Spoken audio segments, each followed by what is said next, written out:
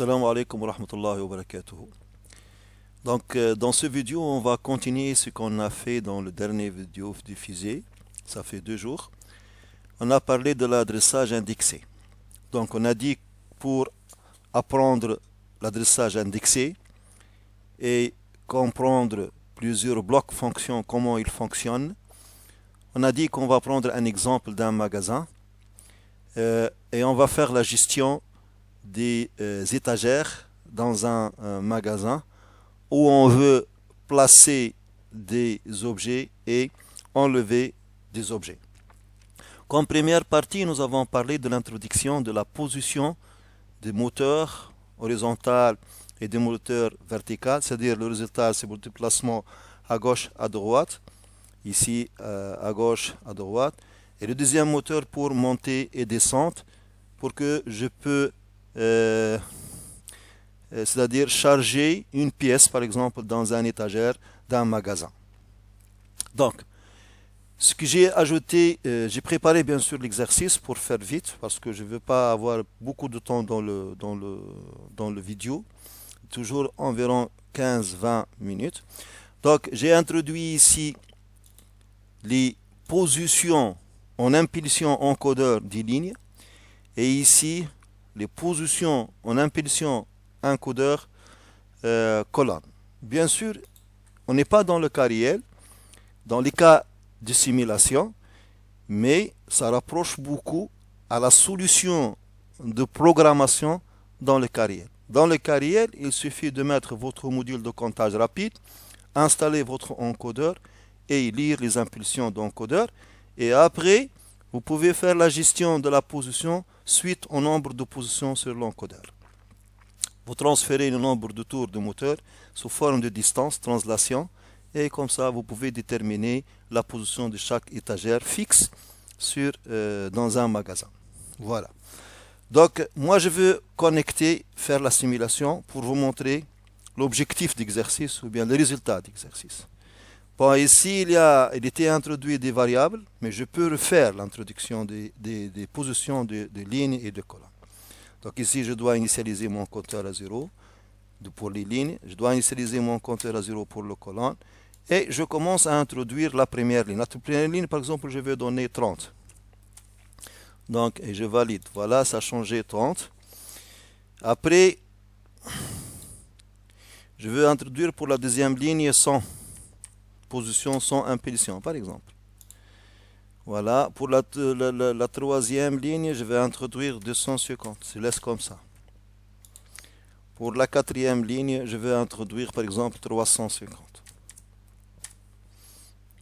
Donc comme ça, j'ai introduit les positions en impulsion de l'encodeur en ligne.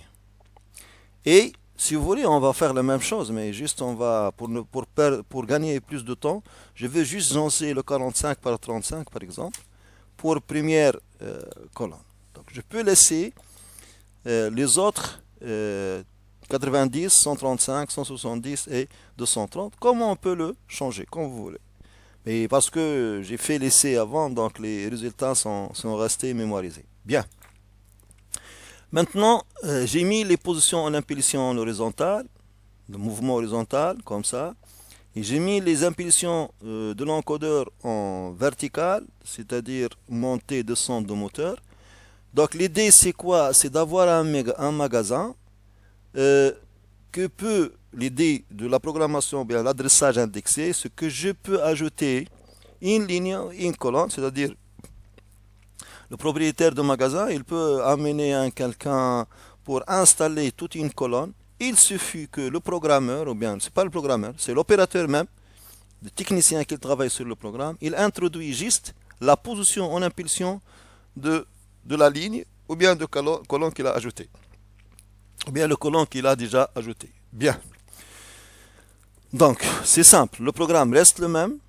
Le programme ne change pas. Bien sûr, un programme complet où il y a le déplacement de moteur, charge, décharge avec des vérins, avec des systèmes et tout ça. Bien sûr, on peut continuer avec s'il y a une cellule pleine, donc on va avoir un alarme d'avertissement qu'on dit que cette cellule est pleine.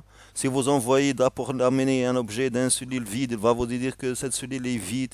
Et ainsi de suite. Tout ça, c'est de gestion. On peut avancer pas à pas dans notre projet, on arrive jusqu'à la fin.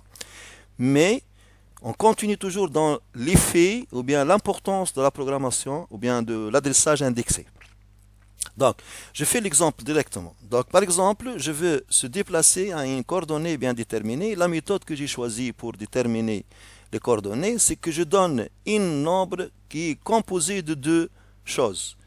Les dizaines, c'est pour les lignes et les unités pour le colonne. Par exemple, je veux la ligne 4, colonne 5. J'écris 45. J'écris 45, je fais entrer et je valide. Automatiquement, donc, il va nous donner la position en ligne, la position en colonne, mais ici en bas, il y a le comptage pour arriver jusqu'à cette position. On a vu qu'il y a un moteur qui se déplace à droite et un moteur qui monte en haut, jusqu'à arriver à la position destination qu'on a désiré pour atteindre.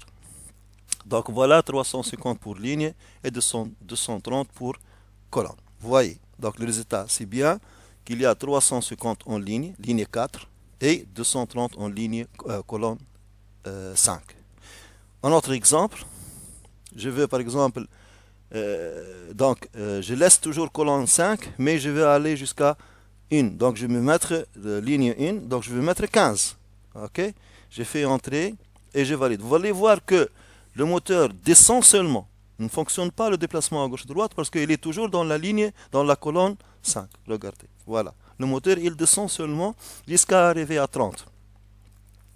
Donc, il est en train de descendre, jusqu'à arriver à la position 30, qui est la position de la première ligne. Voilà. Donc, ça, c'est juste une simulation. Voilà. Quand il arrive à la position 30, nombre d'impulsions égal à 30, il s'arrête. Donc, vous avez le compteur ici qu'il est en train de compter. Et là, ce qui était allumé la lampe, c'est l'ordre sur le moteur pour tourner dans le sens inverse. C'est-à-dire tourner dans le sens inverse, c'est-à-dire descendre. Ok, ou bien monter, c'est dans le sens haut, sens bas, ou bien gauche-droite dans le sens 1, sens 2 pour aller à gauche à droite. Changement de sens de moteur, donc changement de déplacement de chariot. Voilà, ça c'est l'idée. Comme premier pas, il y a d'autres choses, on va voir après, mais ça, ce qu'on a fait dans cette vidéo-là, c'est de gestion de déplacement du moteur à gauche, à droite, haut, bas, déterminer le solide. Toujours, on a utilisé le fondamental du travail, c'est l'adressage indexé. Comme on a dit, on a pris un exemple de magasin pour comprendre mieux l'adressage indexé. Je vais déconnecter ici pour vous montrer les adressages que j'ai utilisés. Donc, bien sûr, il y a déclaration de variables dans le tableau de variables. Donc, je vais ouvrir le tableau de variables. J'ai déclaré des variables. J'ai déclaré la cellule où je vais mettre les coordonnées, où j'écris la 45, ou bien 21, ou bien les coordonnées colonne ligne. Ici, j'ai mis les coordonnées de colonne et les coordonnées de ligne. Bien sûr, je vous montre comment j'ai utilisé ça. Et bien sûr, valider div mode. On va voir le div mode, c'est quoi. Ici, le comptage en colonne, le comptage en ligne, ainsi de suite. Ce sont des variables. Essentiellement, ils sont là. Regardez. Pour la première partie, ça, on a fait pour introduire les colonnes, les lignes. Ici, on a fait pour introduire les colonnes. Ça, on a fait déjà dans la vidéo qui était passée. Qu'est-ce que j'ai ajouté maintenant? J'ai ajouté la fonction div, mode, la fonction inférieur égal, supérieur égal, supérieur égal. Je vous montre comment j'ai utilisé. Puis j'ai utilisé AND, la fonction AND, add, et AND, soustraction, subdivision, AND et subdivision. Bon, l'idée, la principale idée, c'est quoi? C'est que j'ai pris la fonction divMode. La fonction divMode, quel est son rôle? Ou bien le bloc fonction divMode, quel est son rôle? Ce bloc-là, quand vous donnez un entier ou bien un nombre sur l'entrée in et vous le divisez, il va vous donner le reste de la division, c'est dans mode MD, et il va vous donner le résultat de division dans div, DV.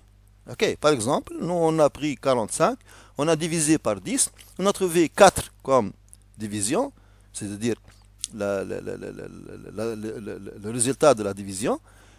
Et MD, c'est le reste de la division. Parce que si vous divisez 45 sur 10, vous trouvez 4 et il reste 5. Ces valeurs-là, le 4 et le 5, j'ai utilisé dans l'adressage indexé de MW100 et MW400. Donc, j'ai écrit pour son MW100, prend coordonnée ligne, c'est-à-dire prend la valeur 4. Elle sera MW104. Et ici, MW400 prend le coordonnée résultat de mode C5. Donc ça sera MW405. Et comme ça, j'ai affecté la valeur. Je suis en train de comparer ici la position actuelle de mon moteur par rapport à la position que j'ai déjà désignée. Il y a le 4 pour les lignes et le 5 pour les colonnes. Et je sais bien que j'ai déjà mis ou bien introduire la position MW104 et MW405. Et je sais pas, je sais bien le nombre d'impulsions que je dois atteindre. Maintenant, j'ai passé à une autre étape. Bien sûr, si mon moteur, sa position, il est supérieure, c'est-à-dire ici inférieure, c'est-à-dire la position destinée, il est inférieur à la position actuelle du moteur, je descends, sens bas. Si la position en colonne de moteur supérieure à la position que j'ai destinée, donc sens gauche, retour en arrière. Et great, si la position que j'ai introduite supérieure à la position actuelle du moteur, donc sens haut. Et si la position en colonne elle est supérieure à la position actuelle en colonne de moteur, c'est sens droite. Vous voyez? Donc ici, je donne le sens de mouvement. Sens gauche, sens droite, ou bien haut et bas. Et j'ai créé dans l'autre partie un compteur artificiel ou bien simulateur, parce que je n'ai pas un vrai encodeur, pour montrer la simulation. Qu'est-ce que j'ai fait? J'ai utilisé la fonction int, bloc fonction int, les blocs de Schneider, qui j'ai mis pour son S6 et sens haut. C'est-à-dire sens haut, c'est-à-dire il faut que great supérieur, c'est-à-dire la position donnée est supérieure à la position actuelle du moteur pour que je peux incrémenter, additionner. Incrémentation, c'est pas décrémentation. Finalement, je veux incrémenter jusqu'à atteindre la valeur qui est bien la position destinée, qui est supérieure à la position actuelle du moteur. Et kiff dans le cas de colonne. Et dans le cas inverse, c'est-à-dire si la position du moteur elle est supérieure par rapport à la destination, c'est-à-dire à la valeur donnée en destination en ligne et colonne, c'est la même chose. J'ai utilisé la fonction int, ça pour conditionner que je dois avoir la condition inférieure, donc sens bas, ok, et ici conditionné par sens haut pour dire qu'il est supérieur, et ainsi de suite. Donc, et j'ai fait la soustraction de lignes et jusqu'à arriver à la position désignée par l'opérateur qui veut atteindre une cellule d'étage pour charger ou bien décharger une pièce, et kiff pour la condition en colonne. Donc ici la condition en ligne, ici la condition en colonne pour supérieur, inférieur, égal, et ici pour la condition en ligne et la condition de colonne en supérieur, inférieur, égal. Voilà, c'est ça.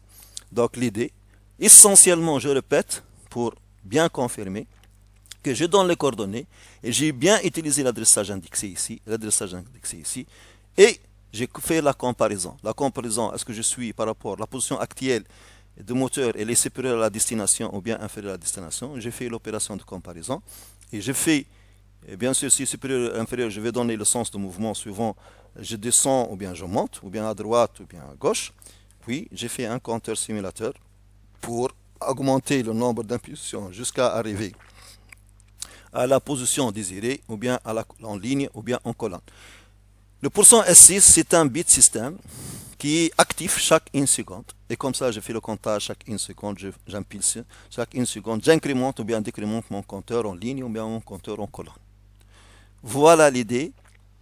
Essentiellement, c'est le truc de programmation, si vous voulez, c'est le div mode là, qui vous donne un coordonnée, qu'il divise, il donne une équation de division, c'est-à-dire il va donner le résultat de division et le reste de division. Et ces deux-là, on l'affecte dans les lignes et dans la colonne par la méthode d'adressage indexé, comme vous voyez sur le tableau, sur l'écran, et après compare et fait l'incrémentation de simulation. Je crois que c'est bien clair. Bon, bien sûr, ici, il suffit d'appuyer sur, pour trouver les fonctions, vous cherchez, ou bien vous pouvez écrire div mode direct, div mode, donc vous trouvez la fonction, donc vous mettez OK et vous programmez la fonction. Donc je vais mettre ici, par exemple, la fonction. OK. Regardez les fonctions ici, il n'y a pas de enable, une entrée, enable, c'est-à-dire EN, ENO. Donc, comment l'ajouter? Il suffit d'appuyer ici, vous trouvez show, EN, montrer, c'est-à-dire le enable en entrée, l'enable en sortie, et tu fais appliquer. OK. Et tu auras votre enable en entrée en sortie. Vous voyez ici, c'est bon. OK. Donc je vais effacer. Donc c'est simple de trouver les fonctions AND, grade, comparaison. Donc ce sont tous dans les bibliothèques de Schneider. C'est simple à déterminer et c'est simple à programmer. Essentiellement, je vous conseille que vous faire attention au type de variable que vous utilisez. Si le variable entier, il faut entier. Si booléen, il faut entrer booléen. Vous pouvez utiliser le help. Ici, le help, vous appuyez sur une fonction, bloc fonction va vous donner le help et vous pouvez lire facilement. Ça, c'est le help, c'est un outil de travail finalement. Donc, on utilise pour comprendre le fonctionnement de notre bloc fonction. Je vais vous dire une information très importante. À l'avenir, Inch'Allah, on va commencer la programmation avec TIA Portail, Totality Integrated Automation. Je vais aussi varier la chaîne par la programmation Siemens. Et je crois aussi qu'il y a d'autres qui sont intéressés par la programmation Siemens. Donc, dès que je serai prêt, je vais commencer aussi la programmation Siemens et va traiter bloc par bloc, fonction par fonction, Inch'Allah. Et voir pour la programmation Siemens, vous avez 3 niveaux de programmation. Programmation linéaire, programmation segmentée et programmation structurée. Vraiment très avancé aussi. La programmation segmentée, c'est pratiquement la programmation de blocs avec Schneider. Aussi bien Schneider a la programmation structurée. Donc voilà une idée, une petite idée là, comme ouvre la porte là sur le Siemens. Inch'Allah, le plus tôt possible, on va commencer la programmation Siemens. Merci à votre attention et bonne chance et à tout à l'heure. Salam alaikum wa rahmatullahi wa barakatuh.